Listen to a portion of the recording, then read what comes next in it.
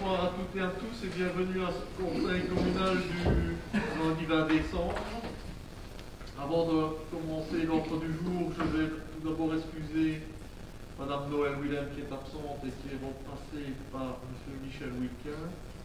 Et également excuser M. Luc Bauer et M. Vincent Fortenbroek. Voilà. Le point numéro 1 de l'ordre du jour, c'est le contrat d'accueil de la crèche des petites abeilles. C'est une adoption. En fait, on doit revoir le contrat d'accueil au niveau des crèches pour être en ordre avec la nouvelle circulaire. Donc, je suppose que vous en avez pris connaissance. Et je ne sais pas si vous avez des questions particulières à ce sujet. Non, pas de questions. Pas de questions. Didier non plus. Non, pas de questions. On peut passer au vote, s'il vous plaît. Oui. Oui. Oui. Oui. Oui. Oui. Oui. Oui. Oui. Oui. Oui. Et oui. Le point numéro 2 de l'ordre du jour, c'est toujours un contrat d'accueil de la crèche, mais cette fois-ci, les petits sautés, adoption. Là aussi, c'est pour respecter la loi et respecter la circulaire. Y a-t-il des questions? Pas de questions. Pas de questions. On peut passer au vote, s'il vous plaît? Oui. Oui. Oui. Oui. Oui. Oui. Oui. Oui. Oui. Oui. Oui. Oui. Oui. Et oui, merci. Le point suivant, c'est le budget ordinaire et extraordinaire de l'exercice 2022 du CPAS. C'est une approbation. Là, je vais passer la parole à Michel Wilquin qui fait fonction. Merci Président. Je vais vous lire la note de politique générale concernant le budget 2022 du CPS de Jalais. Le budget ordinaire 2022 du CPS prévoit des recettes et des dépenses s'élevant à 2 332 493 euros. Ce budget comprend une intervention communale inchangée par rapport à l'année dernière. Elle s'élève à 905 544 euros. La dotation du Fonds spécial de l'aide sociale qui augmente et dont le montant prévisionnel communiqué par la région wallonne est de 74 267 euros, soit 10 000 euros de plus que le montant communiqué lors du budget initial 2021. Les dépenses en frais de personnel stables avec moins de 2% d'augmentation prévue par rapport au budget initial 2021. La réforme des points APE a pour conséquence qu'ils ne sont plus ventilés comme auparavant par fonction, mais un seul article budgétaire. Et c'est 194 632 euros, une perte prévisionnelle globale de 12 000 euros. Comme chaque année, les dépenses en aide sociale sont budgétées en tenant compte des aides accordées lors des 10 premiers mois de l'exercice en cours. À titre d'exemple, cela induit une diminution de 5% du crédit prévu pour les revenus d'intégration sociale et une prévision de prise en charge des frais d'hébergement à la baisse. On note une augmentation des frais de fonctionnement de 24,6% par rapport au budget 2021 initial. Il s'élève à 334 920 euros et s'explique par l'explosion du nombre de repas livrés à domicile, 128 000 euros, sont inscrits au budget, soit 41 000 euros en plus que l'année dernière, mais aussi par 22 000 euros de frais en administration générale, plus ou moins 29%. Ils incluent 8 400 euros de frais de notaire pour la vente des terrains du CPS et 12 000 euros en frais informatiques. Le budget alloué au service d'insertion socio-professionnelle via le dispositif H60 restera semblable à celui de l'exercice précédent. Le boni qui restait à l'ordinaire est prélevé à 1 765 euros pour alimenter le FRE. Les actions sociales habituelles sont budgétées, mais l'organisation de chacune d'entre elles dépendra des mesures prises par le gouvernement dans le cadre de la crise sanitaire que nous connaissons encore aujourd'hui. Il faut tenir compte également de toute une série de subsides inscrits en 2021 et non reconduits en 2021. Nous avons reçu 5 000 euros pour le SMD, 925 euros pour l'aide alimentaire, 10 000 euros pour la Croix-Rouge sont inscrits et les primes RIS soit 27 000 euros, les mesures Zoom 18-25 soit 13 555 euros. On a prévu 2 000 euros supplémentaires en aide énergétique, soit 6 000 euros. Contre 2020, 1304 contre 1345 € en 2020. L'année 2022 sera marquée par un événement de taille, le déménagement des services administratifs qui seront délocalisés dans 2 bureaux de l'atelier rural à Ronquier. Ils sont inoccupés. La banque alimentaire sera déplacée à jamais, à l'ancien Cortou, et les permanences sociales seront maintenues tant à Sarre qu'à Jalais. Le budget au service ordinaire est de 841 675 €. On trouve dans le tableau d'adaptation 420 000 €, montant estimé de la vente des terrains à reverser à la commune et l'inscription d'un crédit de 1 765 € d'achat informatique. Je vous remercie de votre écoute. Y a-t-il des questions? Alors, ce qui nous concerne, nous nous associons au vote de nos collègues du Conseil de l'action sociale, donc nous nous abstenons. Didier, je voulais juste demander, on a dit que les frais des repas à domicile augmentent, mais ces repas sont payés par les personnes qui les reçoivent, donc ça s'équilibre. C'est pas une charge en plus pour le repas. 128 000 et 127 000. Ouais. Alors, évidemment, le grand projet, c'est la construction du nouveau bâtiment. Et qu'on voulait peut-être vous proposer, ce serait de communiquer, de rendre les plans publics, et façon aussi de montrer ce qui va se passer au niveau du CPS. Parce que la population, certainement des gens de la population qui seraient contents de savoir, voilà les projets de la commune, voilà ce qu'on va faire au niveau du CPS. Donc, c'était bien de rendre les plans publics, de vous informer, montrer les buts empruntés, un moyen aussi de faire un peu de la communication autour du projet. Une proposition qu'on vous fait, peut-être sur le site internet, si vous avez des bons plans. On peut éventuellement faire, hein, ce n'est pas problématique. Il faut juste voir quand on aura les plans définitifs si on les a pour le moment au niveau de l'administration, puis on verra essayer de demander à l'architecte des plans 3D, etc. Ça va être plus représentatif. Ça peut être sympa pour la communication. On l'a fait pour les écoles, quand on a rénové Auteuil, et on l'a fait aussi pour la commune rurale. Donc, oui, on le fera. Oui, on fera ça. Voilà, c'est pour le reste. Et on informera aussi les services qui vont être maintenus, tout ce qui va être maintenu à l'administration communale, parce que je ne veux pas qu'on pense, par exemple, qu'il n'y aura plus de salle de mariage, il y aura bien une salle de mariage, par exemple, une nouvelle salle de mariage dans la nouvelle administration, etc., etc. Mais on mettra tout ça sur le site, puis tout ça. C'est une bonne idée. Et pour le reste, on va aussi nous appeler pour le budget. Ok, on peut voter, s'il vous plaît. Abstention. Abstention. Abstention. Abstention. Oui. oui. Oui. Oui. Oui. Oui. Oui. Oui. Oui. Oui. Et oui. Le point suivant, c'est le marché public de services et élaboration d'un guide communal d'urbanisme, c'est l'approbation des conditions et du mode de passation. Eric, je te passe la parole. Mais vous savez qu'on avait déjà un marché, on l'avait expliqué, avec un auteur de projet, mais qui ne nous donnait pas entière satisfaction.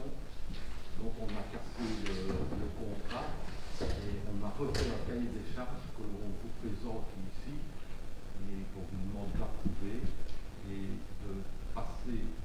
Le montant estimé c'est 36 000 € TVA compris, mais c'est une estimation.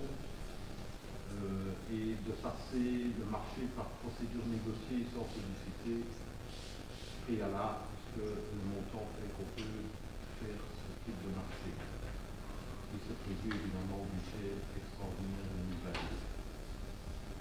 2022. Y a-t-il des questions? Pas de questions. Oui.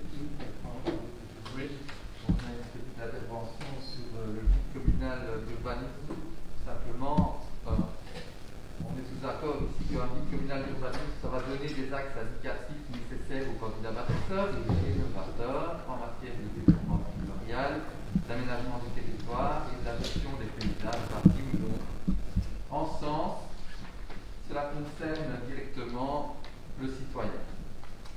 Donc, comme on l'a dit, et tout le monde est toujours d'accord, il est temps de se doter d'un outil actualisé prenant en compte les évolutions en matière d'architecture, de matériaux et de critères environnementaux. Un tel outil ne pourra faire l'économie d'une méthode de construction réellement participative, mêlant un grand nombre d'acteurs allant des habitants à l'administration, en passant par les professionnels et les autorités communales. Notre groupe soutient la réalisation d'un guide communal d'urbanisme. En 2012, pour sa première participation aux élections, notre groupe appelait déjà à une évaluation et une révision de la charte d'urbanisme. Aussi, permettez-nous une réflexion et une question d'ordre méthodologique qui ne vous surprendra certainement pas venant de notre groupe.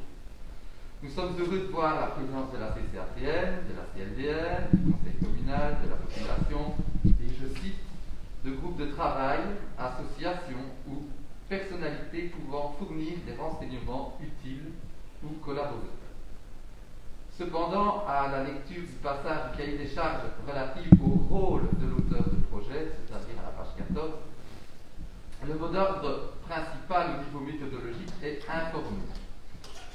Verbe que l'on retrouve à plusieurs reprises et dont le sens commun est transmettre des connaissances et des renseignements. Néanmoins, au point 11, vous parlez d'assurer une information participative de la population et des acteurs locaux. Pouvez-vous nous éclairer sur ce que vous entendez par information participative? La Fondation Roi-Baudouin a édité une brochure qui s'appelle Méthode participative, un guide pour les utilisateurs, et elle présente globalement 3 types de participation. La participation unidirectionnelle, ça c'est de l'information. La participation bidirectionnelle, c'est de la consultation, un peu comme celle qu'on fait quand il y a un projet urbanistique par le biais d'affichage et qu'on consulte. Et la participation active, qui est fondée sur un partenariat entre les citoyens, les parties prenantes, les experts et ou le politique tout au long du projet et aussi dans ses phases décisionnelles. Alors on aurait aimé savoir à quel niveau se situe cette information participative. Celle de milieu. La consultation. Ce qui est prévu d'ailleurs, parce qu'à une certaine étape, Oui, je dans le cahier des charges, c'est prévu des consultations.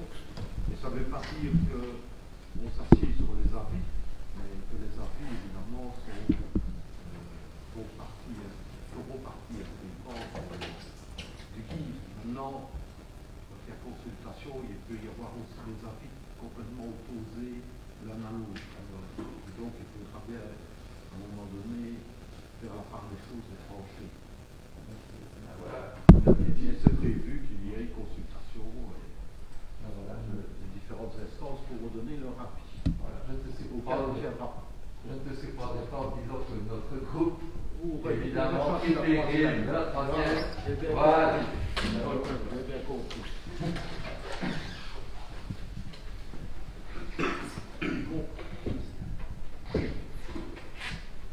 Donc on a, Non. on peut passer au vote, s'il vous plaît. Oui. Oui. Abstention. Oui. Oui. Oui. Oui. Oui. Oui. Oui. Oui. Oui. Et oui, le point suivant, c'est un élargissement d'un tronçon du chemin vicinal numéro 5. Donc Eric, je te passe la parole.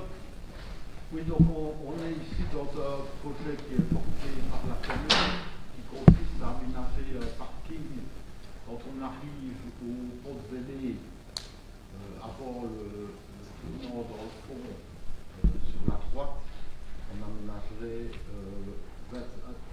25 places de parking. Et pour cela, on doit élargir la voirie, et donc il faut un décret voirie, et c'est ce que l'on vous propose de passer aujourd'hui. Alors, pour ce projet, c'est la fonctionnaire déléguée qui va.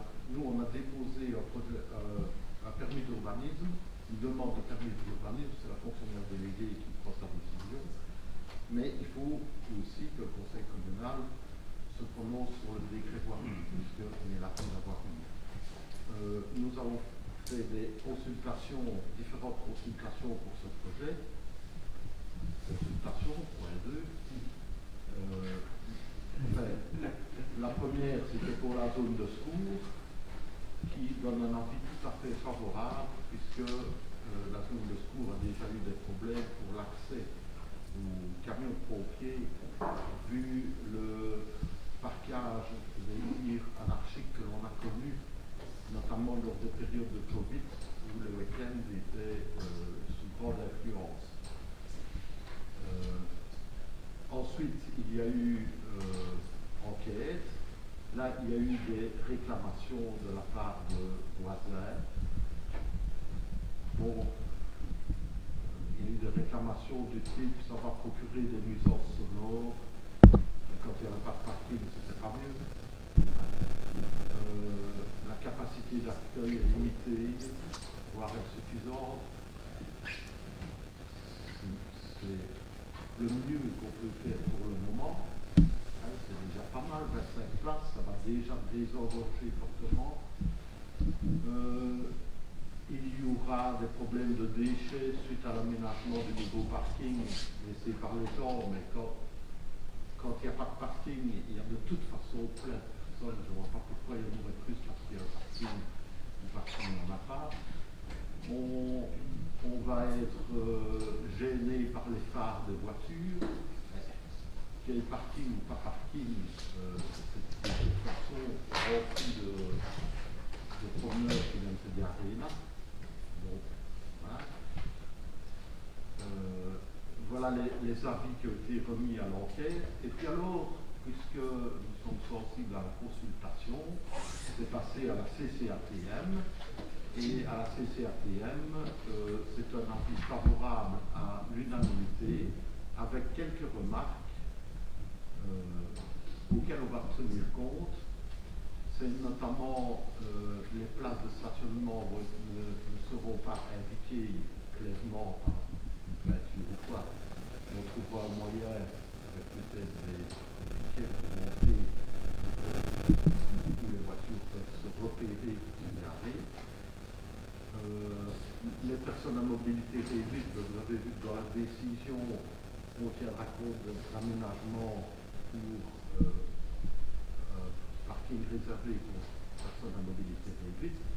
Et il y avait aussi une remarque pour le stationnement des véhicules automobiles de camping, du mobilo.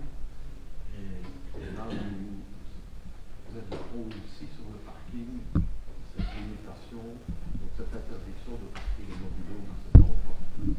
Il s'est repris d'ailleurs dans la décision. Donc ce qu'on vous demande aujourd'hui, c'est d'approuver le plan d'élargissement qui est fourni avec le dossier, de charger le collège communal de la surveillance de l'exécution des travaux et de veiller à la matérialisation des emplacements de parking et de signaler les emplacements PMR. Et un revêtement adéquat sera prévu pour ces derniers. Voilà, je ne sais pas si vous avez des questions. Didier, vous avez des questions? Oui, c'est juste au niveau des emplacements PMR, on va atteindre toutes ces deux places ou Oui, ils sont accessibles. les personnes qui se déplacent avec des chaises roulantes ou des béquilles sur l'enterrement qui est prévu et qui est très bien pour les autres places. Pour ces deux places-là, peut-être. Maintenant, on peut faire aussi un revêtement plus dense sans être nécessairement de l'asphalte. Ouais. Peut être, je ne sais pas comment on appelle ça. Ou de compacter la machine, c'est dur comme. C'est vraiment très dur, mais de toute façon, ce sera accessible, donc je ne sais pas comment on fasse. Vous n'avez pas l'asphalte, c'est là.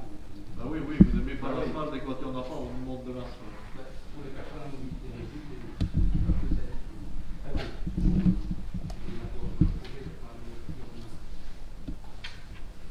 Ok, Jacques?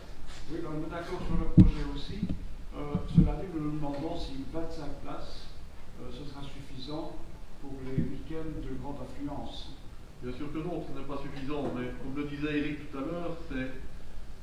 De toute façon, il y a des personnes qui se parquent de façon anarchique, et puis il y a de toute façon encore le parking de l'autre côté de la Hogne, qui n'est pas vraiment fort accessible pour le moment, mais bon, c'est la région wallonne qui est responsable de l'évacuation des gravats qui ont été amenés par la commune de l'eau. Je ne sais pas comment ce sera fait. Et puis de toute façon, vous avez vu le nombre de personnes qui venaient, c'était absolument gigantesque. Enfin, c'est déjà bien de pouvoir mieux permettre le stationnement à cet endroit-là, surtout, afin d'éviter aussi que les pompiers ne puissent pas passer. Maintenant, sur le reste de la route de Belley, on a pris des arrêtés d'interdiction de parking à certains endroits pour avoir des chicanes et permettre aux véhicules de secours de pouvoir passer, ou même aux autres véhicules. Mais en effet, c'est déjà mieux que rien. Hein. En crier 25, c'est déjà mieux que de ne pas en avoir, ou les avoir avec des voitures qui sont pratiquement dans les fossés, etc. Donc, voilà. Les voitures branchées par rapport aux voitures les unes derrière les autres, ça fait quand même gagner pas mal de place. Évidemment, de toute façon, oui. Donc voilà. Pas d'autres questions? Non. On peut passer au vote? Oui. Oui. Oui. Oui. Oui. Oui. Oui. Oui. Oui. Oui. Oui. Et oui. Les 3 points suivants, ce sont des démissions de membres de la Commission locale de développement rural, plus communément appelée ICLDR. Donc ce sont des prises d'actes. Il y a la démission de M. Joseph Moureau, la démission de Mme Martine Tauré et une troisième démission qui est la démission de M. Thibaut Schmitz. Voilà, pour des prises d'actes. Le point suivant, le 9e point de l'ordre du jour, c'est gestion patrimoniale des réseaux, c'est la convention d'adhésion à la centrale d'achat, accord cadre pour le curage, le tronçon d'écoutage, pour conclure entre l'association, la IDE et la commune. Marc, je te passe la parole. Donc, la IDE nous propose d'adhérer au marché qu'elle a négocié pour le curage des égouts présents sur le territoire communal. Il s'agit d'une proposition qui peut être activée si la commune le désire. Il ne s'agit en aucun cas d'une obligation. Il faut cependant convenir que la réalisation d'un marché public dans ce domaine est compliquée et chronophage. Notre commune est versée dans le lot 3 du marché pour lequel 3 adjudicateurs sont proposés. Donc s'il y a un chantier de curage sur la commune, on demande au premier moins 10 et puis moins 10 ans. S'il n'a pas le temps, s'il ne sait pas réaliser le projet, on demande au deuxième, et si ce n'est pas le cas, c'est le troisième qui aura marché. Je ne sais pas s'il y a des questions particulières. Jacques, Pas de questions. Didier, Pas plus, non. on peut passer au vote s'il vous plaît. Oui. Oui. Oui. Oui. Oui. Oui. Oui. Oui. Oui. Oui. Oui. Et oui. Le point suivant, c'est les subsides 2022 aux associations. Je vais passer la parole à Michel Parot. Vous avez le tableau ici qui a été fait pour le 2022. Il y a trois associations donc, qui nous ont pris votre prix, à savoir le Jerkman, Ekiko et Barzadik. Donc, ce sont des comités qui ont arrêté, qui ne sont plus en SBL. Alors, il y a une augmentation de 300 €, la commission des jeunes de Jalais, avec 30 jeunes en plus. Et alors, il y a une modification, mais ça n'a pas été indiqué ici, on vous demandera pour pouvoir le faire ici. C'est l'œuvre des aveugles de Verviers, qui avait un subside, et qui maintenant ont modifié en Ligue Braille. Donc, ils vont changer le terme de leur association, ce qui veut dire qu'on modifiera le libellé dans le tableau de l'association. Alors, il y avait normalement aussi une nouvelle association pour laquelle qui est arrivée trop tard, pour laquelle on a donné 300 €. C'est une association qui s'occupe de livrer des ordinateurs pour les enfants malades à domicile. Donc voilà, je ne sais pas si on peut rajouter dans le tableau ici, modifier le budget. Au conseil communal d'aujourd'hui, ça ne sais pas si c'est possible. Là, on peut le faire. Oui, on peut le faire aujourd'hui, ce serait mieux que. Autrement, on devra faire à la prochaine modification budgétaire. Donc, si vous êtes d'accord.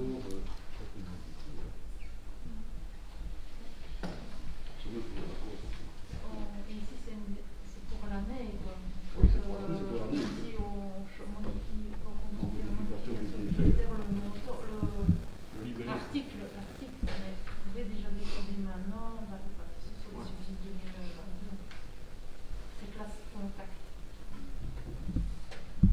questions?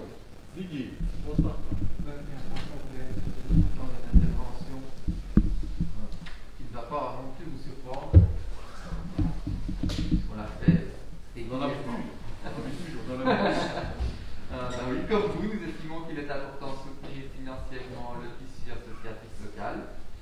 Donc nous voterons en faveur de ces guides tels qu'ils sont édictés. Notre commune se doit, comme elle a toujours fait, quelles que soient les majorités, de soutenir ces acteurs qui touchent la vie communale. Loin du vous poser le fait de contester la subsidiation des associations présentes dans la liste. Nous voulons par cette intervention demander une clarification des règles de la distribution de l'argent public aux associations. Nous revenons donc une nouvelle fois sur notre souhait de voir une liste de critères s'appliquer.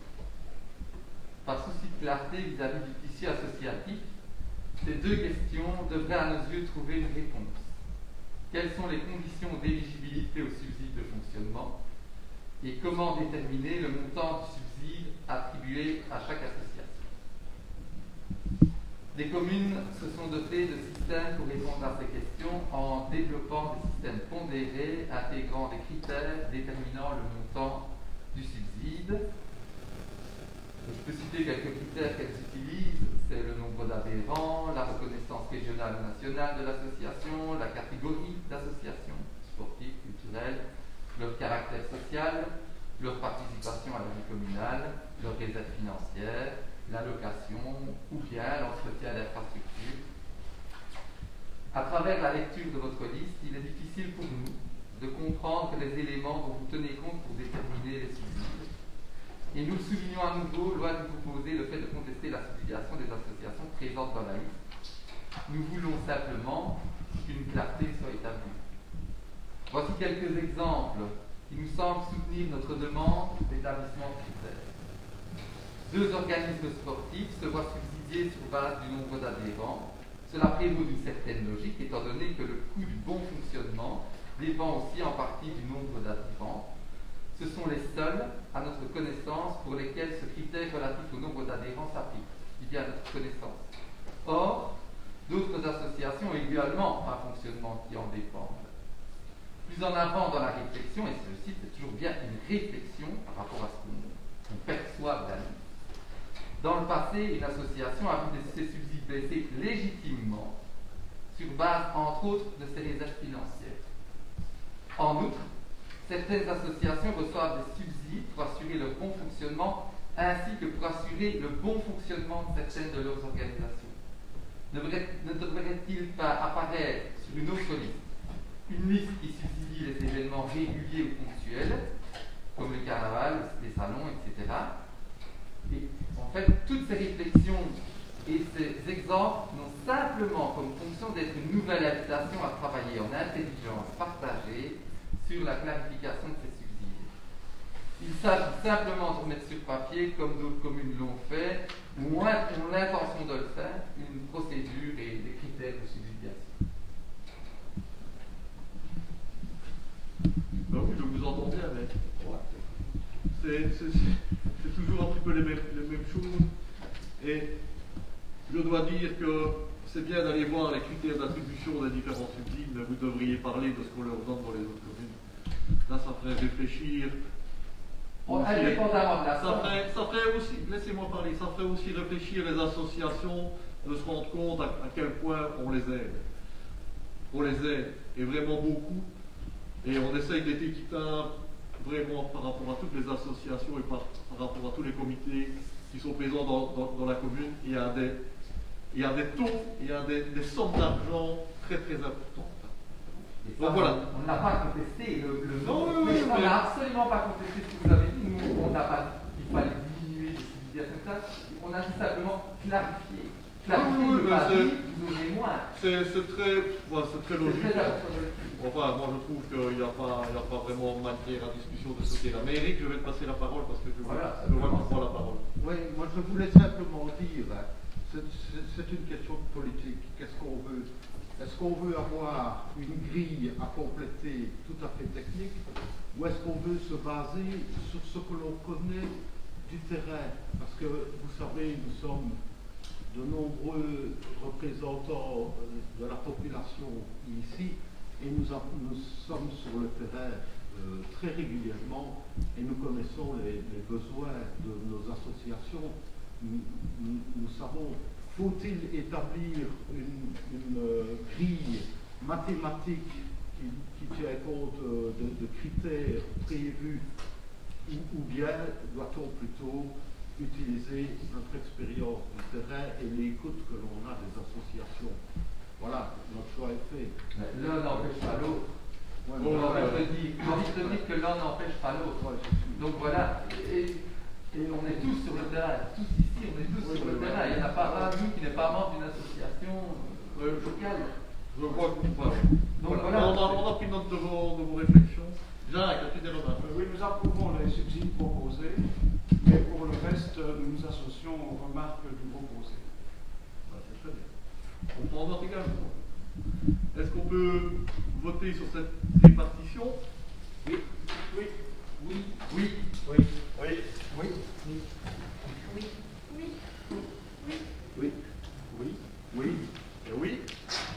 Le point suivant, c'est la dotation à la zone de police Fagne.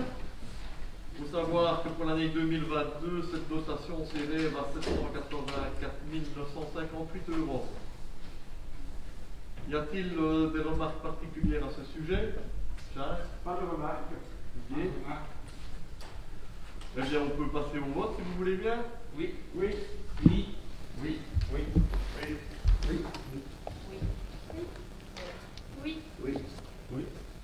Oui. Et oui. Le point suivant, c'est la dotation à la zone de secours Vest, Orgne et Plateau. Là, la dotation communale est inchangée et reste à 310 019 €. Y a-t-il des questions, des remarques? Jacques? Non. Didier?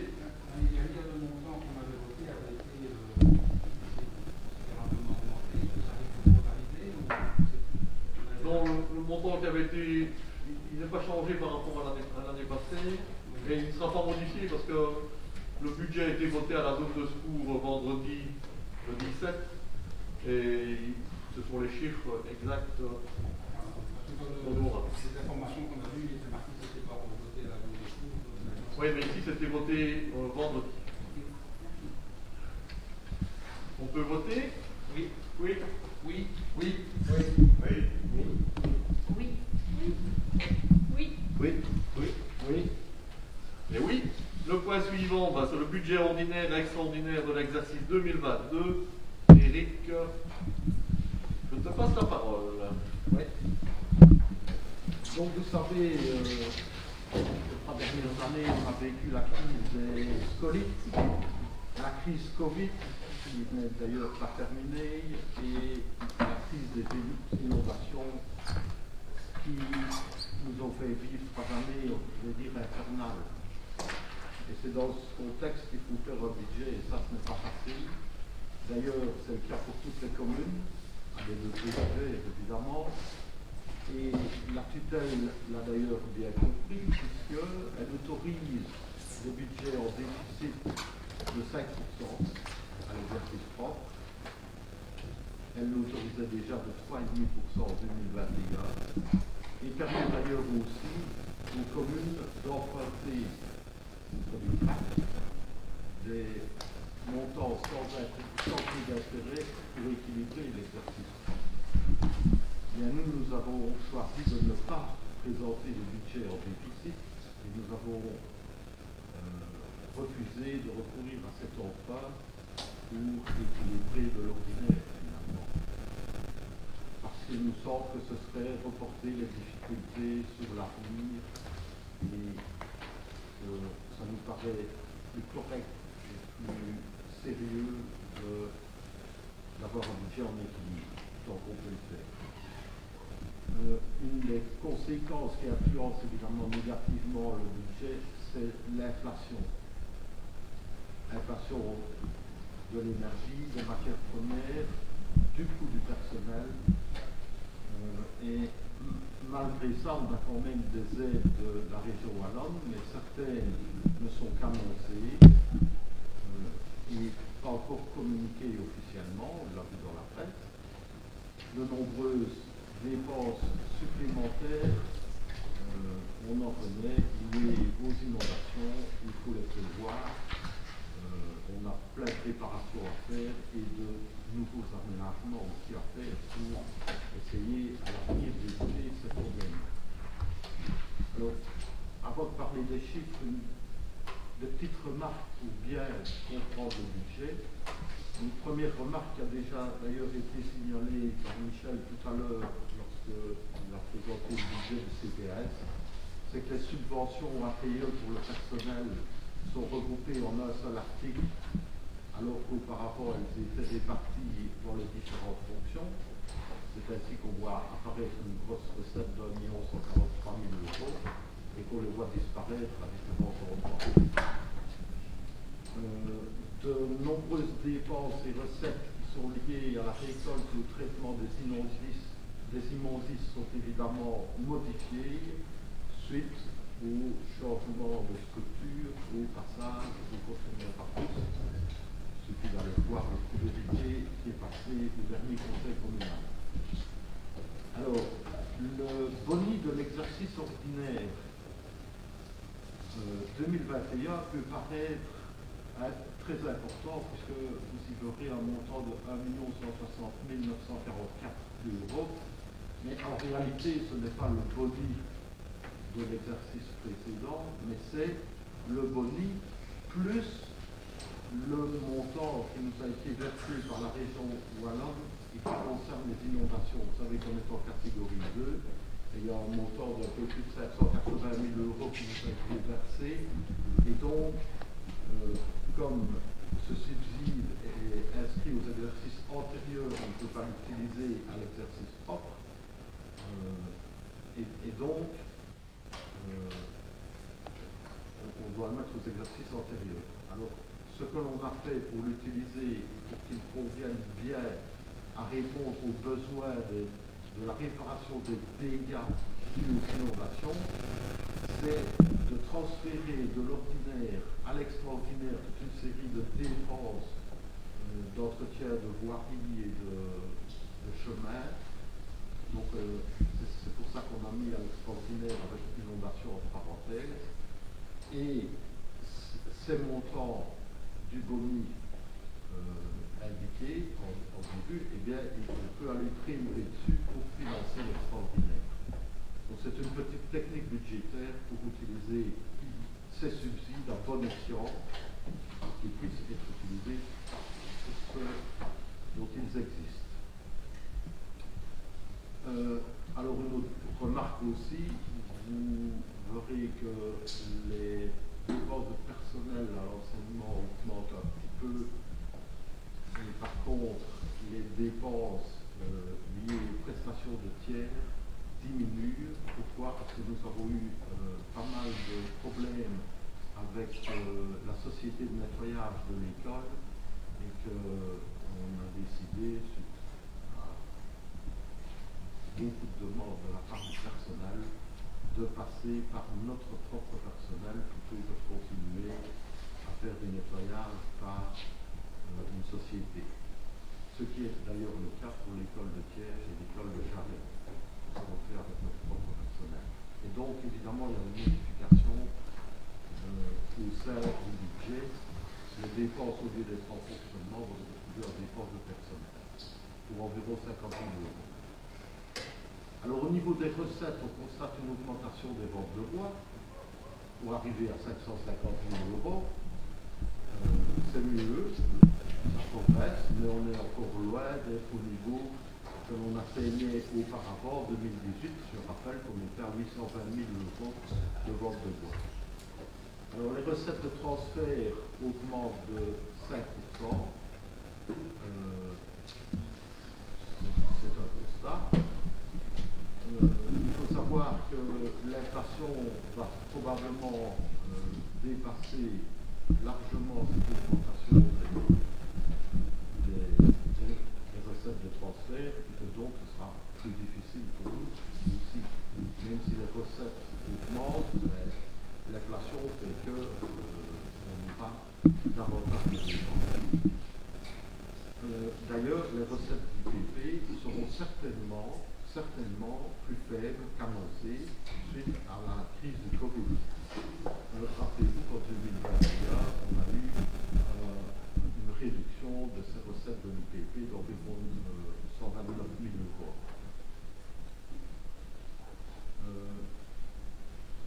Comme nous le verrons dans les dépenses, les primes APE ne suivent pas l'augmentation des coûts du personnel. On en reparlera dans les dépenses. Alors, deux éléments sont quand même assez positifs au niveau des recettes. C'est que on va pouvoir retrouver une recette qui nous avait été supprimée lors de la législature précédente, qui était une compensation pour les travailleurs transfrontaliers. Vous savez qu'on a pas mal d'habitants qui travaillent au Luxembourg, et on avait une compensation, puisqu'ils sont imposés au Luxembourg, on avait une compensation qui nous avait été supprimée, on la retrouve, et ça nous fait une plus-value de 79 000 euros de recettes. Il y a aussi l'augmentation du fonds des communes qui suit évidemment naturellement le montant des additionnels. Le fonds des communes augmente de 62 279 euros. Ça, c'est deux nouvelles positives au niveau des recettes. Au niveau des dépenses, certaines explosent. Les dépenses de personnel augmentent de 636 000 euros pour plusieurs raisons. Hein. Il y a l'inflation, mais il y a aussi le fait qu'on a besoin de plus en plus de personnel, vu qu'on a de plus en plus de charges au niveau de la commune, sans pour autant une augmentation des primes APE, puisqu'elle n'augmente que de 95 000 euros.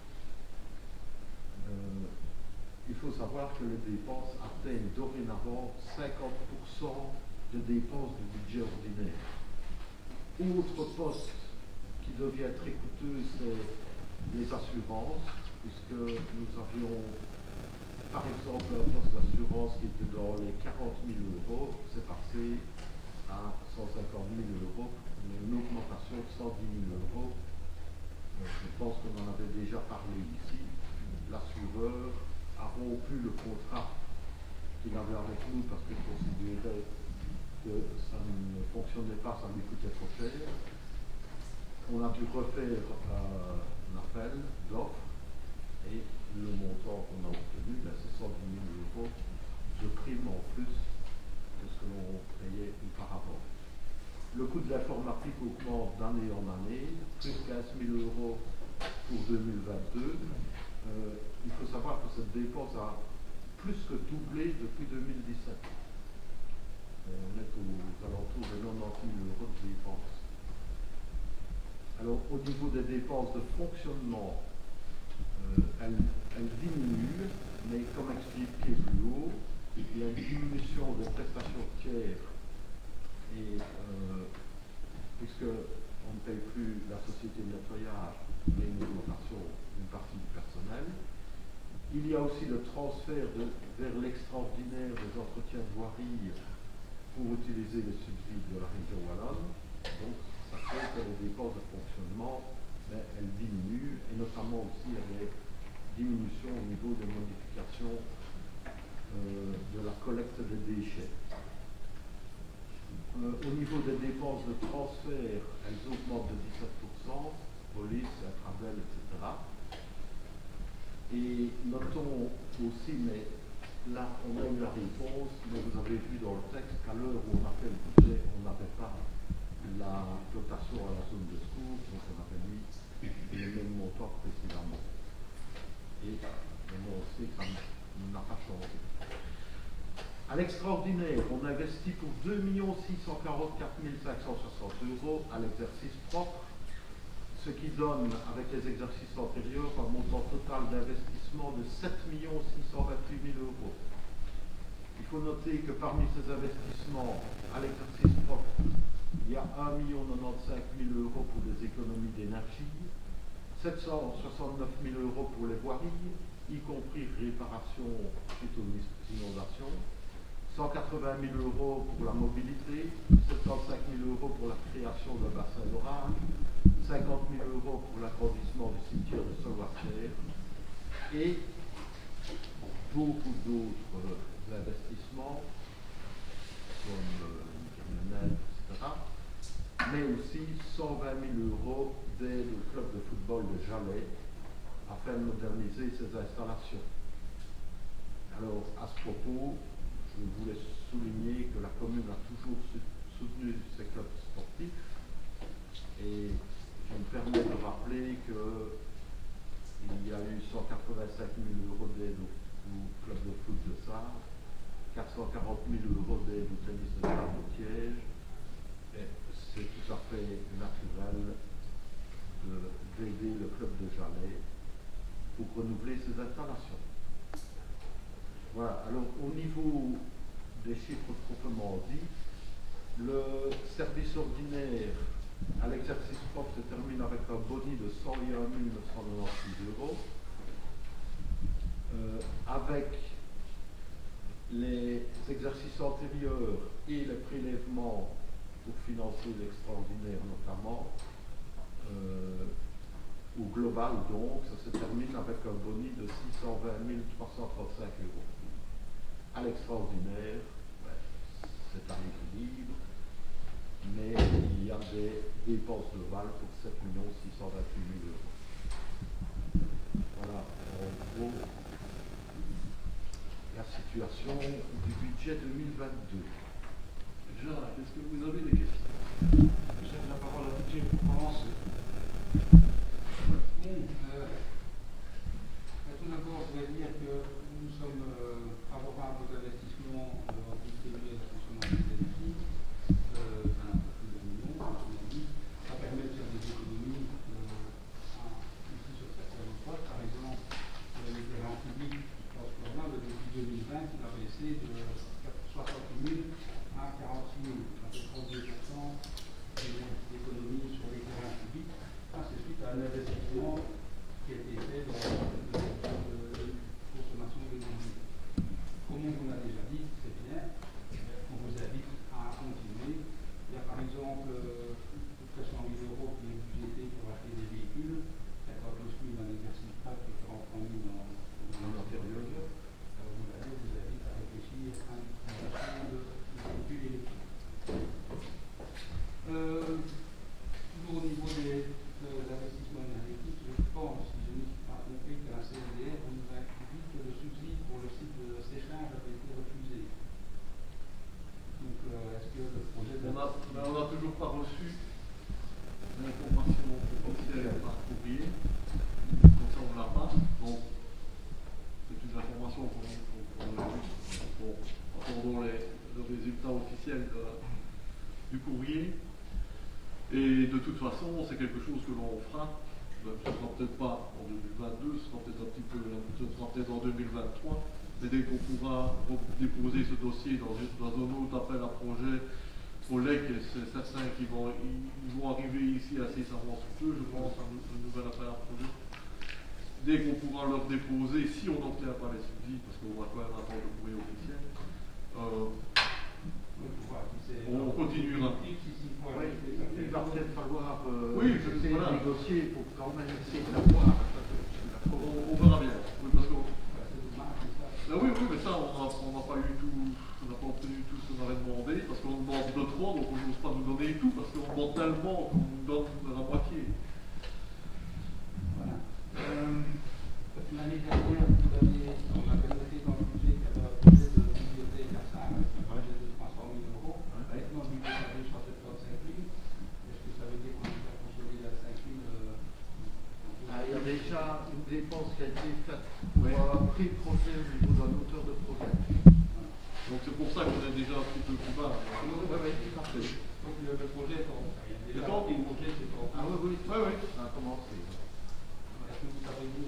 Ah non, on n'a pas encore le résultat. On a donné les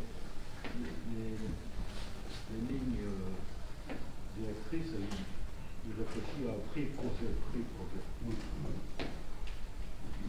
Il y a un budget pour un bassin d'orage indemnisé.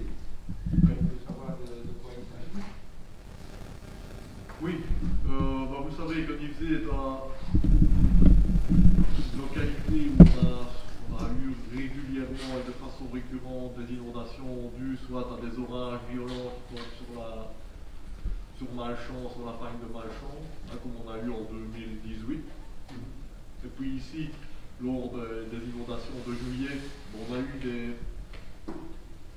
eu des dégâts, un peu des inondations, mais bien moins qu'en 2018, parce qu'on a déjà quand même, on n'est pas resté sans rien faire depuis 2018, on a déjà modifié la taille de certains tuyaux à certains endroits, etc. Et ici, on a remarqué de nouveau qu'il fallait encore que l'on change la taille d'autres tuyaux, ou encore les dimensionner plus justement. Et le bassin d'orage, oui, si, il est en...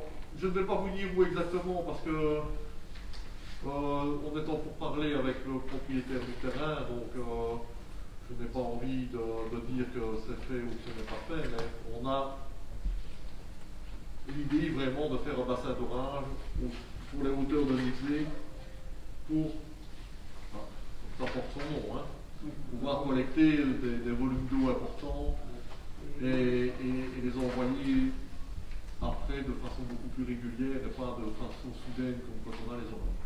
Ce serait pour du côté maintenant. Oui, mais disons que c'est pour. Mais un petit peu sur Nivesay, il y a toute la problématique de l'aérodrome où il y a beaucoup d'eau qui ruisselle. Là-bas, il doit y avoir aussi un bassin d'orage qui doit être fait. C'était une obligation qui a été faite lors de la délivrance du permis qu'ils ont eu il y a 2-3 ans aussi. Et également, il y a des talus pour empêcher l'eau de descendre sur Nivesay qui doivent être réalisés au niveau de Malchamps et envoyer cette eau à la source du Soyeureux. Donc ça, ce n'est pas encore réalisé par l'aérodrome, mais je peux vous dire que moi j'ai eu des réunions suite aux inondations avec notamment les personnes qui sont en charge de la reconstruction de la Wallonie et des zones sinistrées. Je l'ai rappelé à 3 ministres différents, donc j'espère qu'on va vraiment taper sur le coup pour que l'aérodrome de Malchamps réalise son bassin d'orage et ses digues pour empêcher l'eau de descendre sur Nivesay. Et tout comme il a dit, c'est un bassin d'orage qu'on fait en béton, En béton, non, pas en béton, je ne pense pas que ce sera du béton, ce sera un bassin d'orage avec une rétention d'eau et puis une évacuation progressive, mais ce ne sera pas bétonné, je ne pense pas. Normalement. parce que les pratiques maintenant, ça va plutôt vers les zones. Les zones normalement, oui. Plus étendues où on peut. Oui, mais quand ça penche très fort, il faut quand même avoir des balles dites, mais ce ne sera pas du béton, normalement. Parce que ça, c'est aussi. Ça permet aussi d'avoir des zones où il n'y a pas de construction, ça peut permettre à la biodiversité de s'établir quand il n'y a pas d'inondation, c'est quand même le cas du temps. Et on laisse même, on continue même le pâturage par des bovins, par des moutons, etc. Hein. Oui, Ça ne doit pas être. Donc, voilà. Mais en tout cas, ça pourrait aider de protéger Nivesay par rapport aux inondations quand il y a des problèmes, comme il y en a de façon régulière. Voilà, mais ce sera plus un aménagement de l'audience, c'est des cuvettes, mais pas vraiment. Pas bassin d'orage bétonné.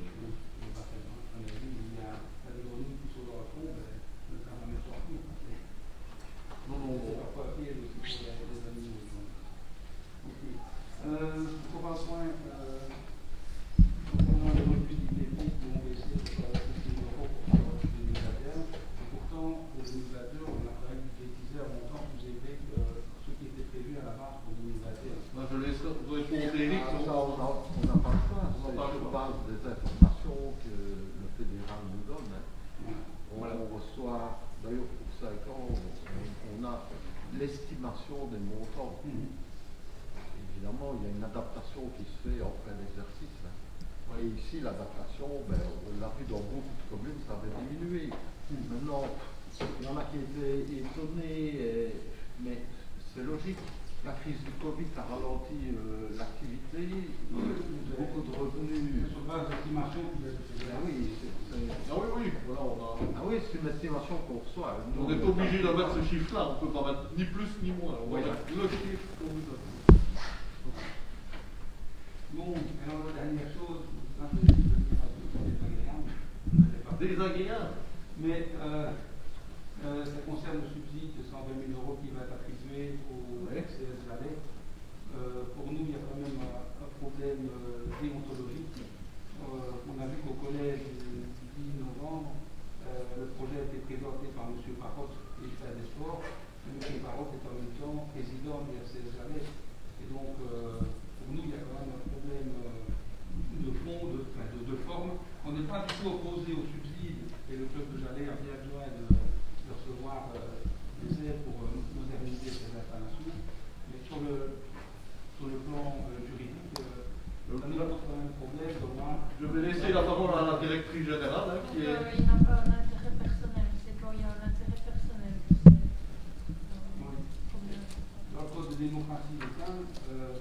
parle d'un intérêt direct, soit personnellement, soit comme chargé d'affaires.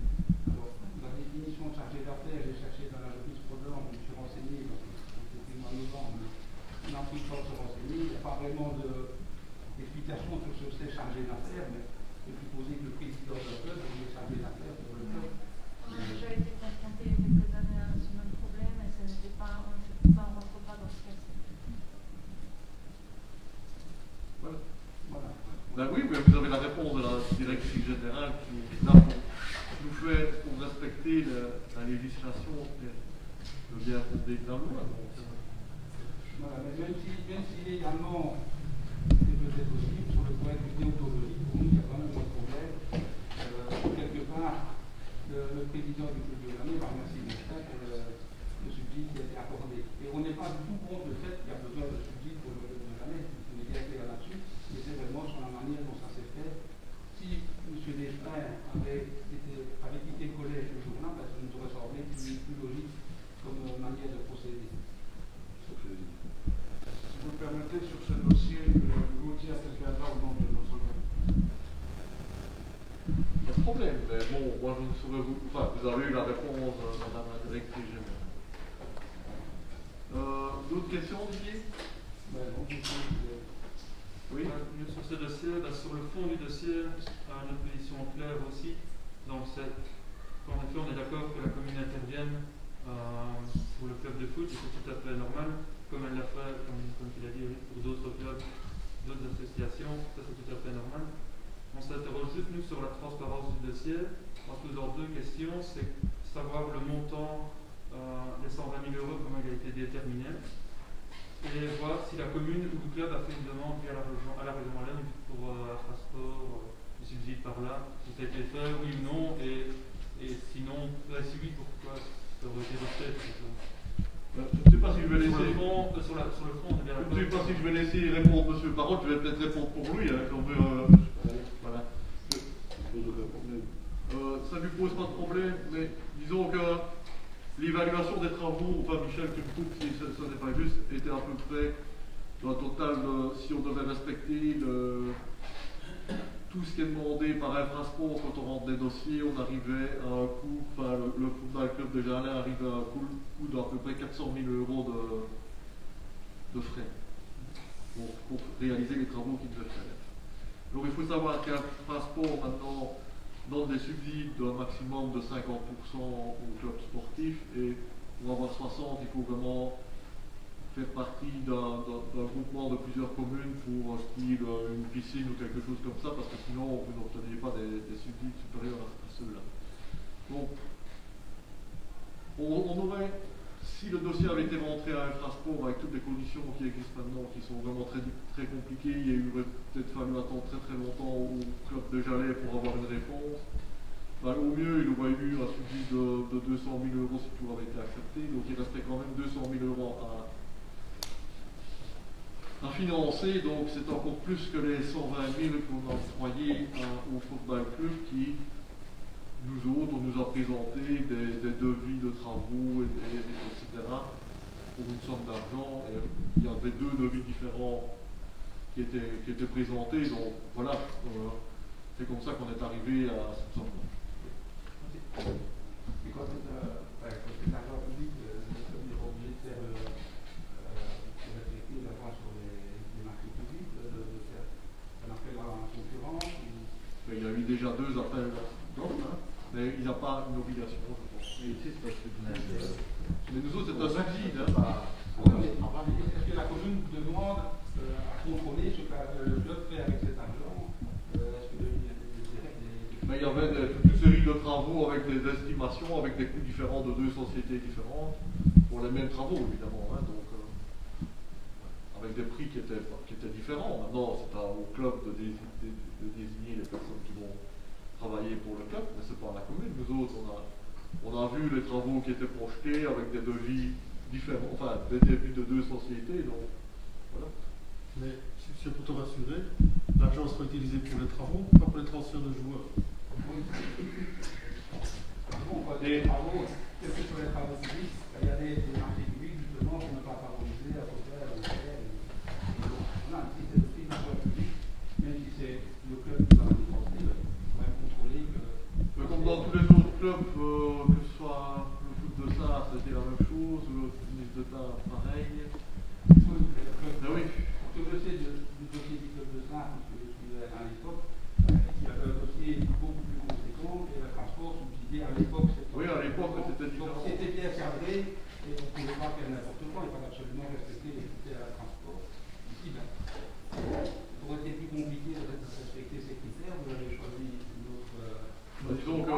budgétaires deviennent très très compliqués et ils donnent de moins en moins d'argent. Hein. Il faut quand même bien être conscient de ça, hein, au niveau de la fin.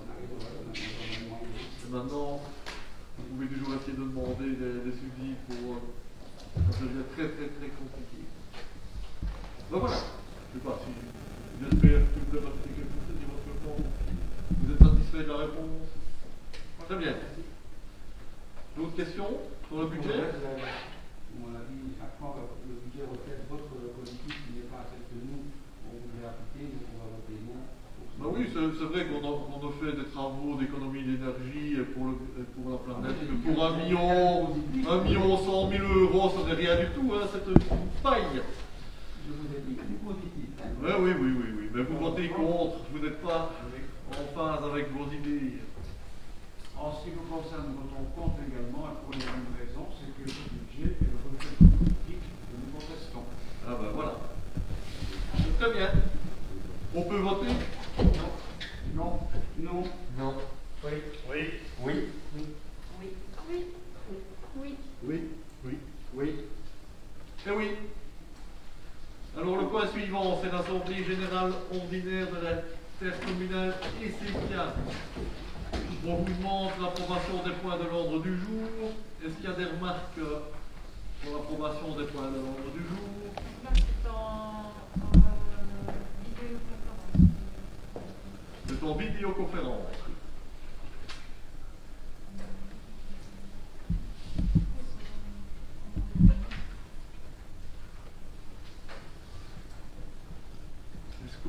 Est-ce qu'on peut voter, on doit voter point par point ou on vote pour l'ensemble des points? Vous voulez voter point par point ou pour l'ensemble des points? Nous, pour l'ensemble. Oui. Par intercommunal. Oui, par intercommunal, mais non, pour les 3 points, les 2 points qui sont ici, les 3 points qui sont à l'ordre du jour, on peut voter ensemble. Donc vous êtes d'accord pour l'approbation des points de l'ordre du jour? Oui. Oui. Oui. Oui. Oui. Oui. Oui. Oui. Oui. Et oui. Le point suivant, c'est l'Assemblée Générale Extraordinaire de l'IC4. C'est approbation des points de l'ordre du jour, et là aussi c'est en vidéoconférence. Donc il y a 3 points. Est-ce qu'on peut voter pour accepter les 3 points? Oui. Oui. Oui. Je dis oui. Oui. Oui. Oui. Oui. Oui. Oui. Oui. Oui. Oui. Et oui, le point suivant, c'est l'Assemblée Générale Ordinaire et extraordinaire, ou je dis bien de l'intercommunal RESA. Donc c'est aussi l'approbation des points de l'ordre du jour. Est-ce que vous êtes d'accord de voter pour les points de l'ordre du jour? Oui. Oui. Oui. Oui. Oui. C'est en vidéoconférence aussi. Oui. Oui. Oui. Oui. Et oui. Le point suivant, c'est l'intercommunal, c'est l'Assemblée Générale Ordinaire et Extraordinaire de l'intercommunal SPI. C'est l'approbation des points de l'ordre du jour. Est-ce qu'on peut les voter ensemble? Oui. Oui. Oui. Oui. Oui. Oui. Oui. Oui. Oui. Oui. Oui. Oui. Et oui, le point suivant, c'est l'Assemblée Générale Ordinaire et Extraordinaire de l'intercommunal Aqualis. Approbation des points de l'ordre du jour. Oui. Oui. Oui. Oui. Oui. Oui. Oui. Oui. Oui. Oui. Oui. Oui. Merci. Et oui, le point suivant, c'est l'Assemblée Générale Ordinaire et Extraordinaire de l'intercommunal Enodia. L'approbation des points de l'ordre du jour. Oui. Oui. Une remarque à part. Oui. Excusez-moi. Le point 2 ici de l'ordre du jour de l'Assemblée Générale, c'est une prise d'acte. Donc, je ne sais pas si on doit remettre un vote pour ce point-là.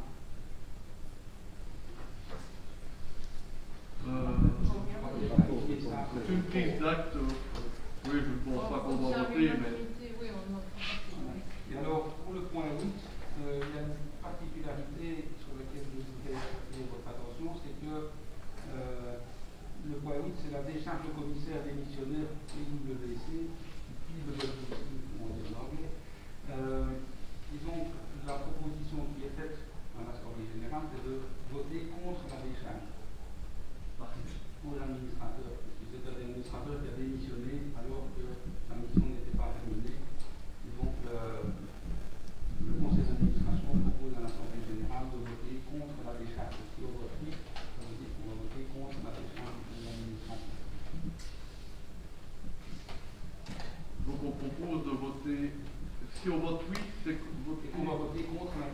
administratif. Il faut se défendre sur Le point 8 est bon. l'administration, quoi. Donc le point oui, voilà. On vote contre le point oui. C'est ça que vous Non. suggérez. Oui. Le point 8, ben, on va voter oui, mais ça veut dire qu'on n'accepte pas de donner des fins aux commissaires. On ne donne pas des chats. Ouais. Ouais. Ça va. Ouais. Sinon, on peut voter oui. Ok. Oui. Oui. Oui. Oui. Oui. Oui. Oui. Oui. Oui. Et le point suivant, c'est l'intercommunal intramel pour l'Assemblée générale ordinaire et l'Assemblée générale ordinaire. Là, c'est la formation des points de l'ordre du jour, mais on nous a demandé également de désigner un représentant pour qui doit se rendre à l'Assemblée générale en personne physiquement. Et là, ce sera Alison Clément qui ira sur place. Donc voilà, on doit également voter pour l'approbation des points de l'ordre du jour. Oui. Oui. Oui. Oui. Oui. Oui. Oui. Oui. Oui. Oui. Oui. Oui. Et oui, bien voilà, nous avons terminé les points de l'ordre du jour de cette séance. Moi personnellement, je n'ai pas de communication à faire pour l'instant. Donc si vous avez des divers, je vous passe la parole. Didier, je commence par toi. On n'a pas de commentaires. Non, nous non plus. Vous n'avez pas de... Eh bien, voilà. Victoria, oui, quelque chose Il y avait à un vous annoncer. manuel concernant les actions zéro déchet, donc comme vous le savez, un comité de suivi devait également être voilà, mis sur pied. Et donc nous, dans la commune de Valais, nous souhaitions faire le comité de suivi avec les conseillers communaux.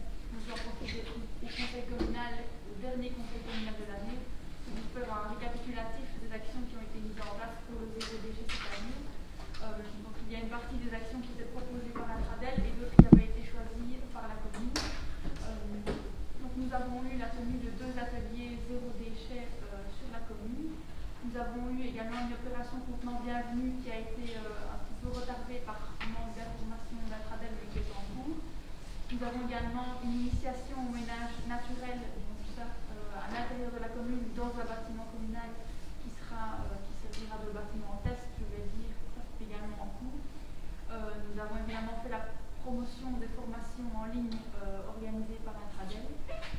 Cette année, il y avait également le soutien à l'acquisition de langues lavables et également la proposition de faire des formations pour les parents et les accueillants qui utilisent des langues lavables. Et donc cela a été également promu, sachant évidemment que la promotion des langues lavables est déjà mise en place sur la commune depuis 2022.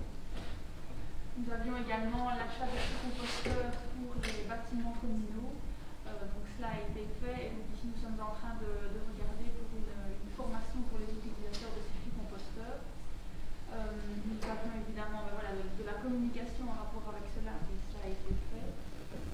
Nous avions une action de sensibilisation à l'eau du robinet avec la construction d'un bar à eau et donc ici les pièces vont être achetées. La redynamisation des boîtes à livres, Saint-Michel Wilquet en a parlé, donc avec l'aide de l'ouvrier du CPS, donc en synergie. Une conférence généraliste également qui a été faite sur le thème du zéro déchet, ainsi que nous avions encore une autre action qui était interne à la commune, et ça qui a été retardé à l'année prochaine, car nous allons normalement mutualiser l'achat de gourdes avec Intradel et d'autres communes participantes.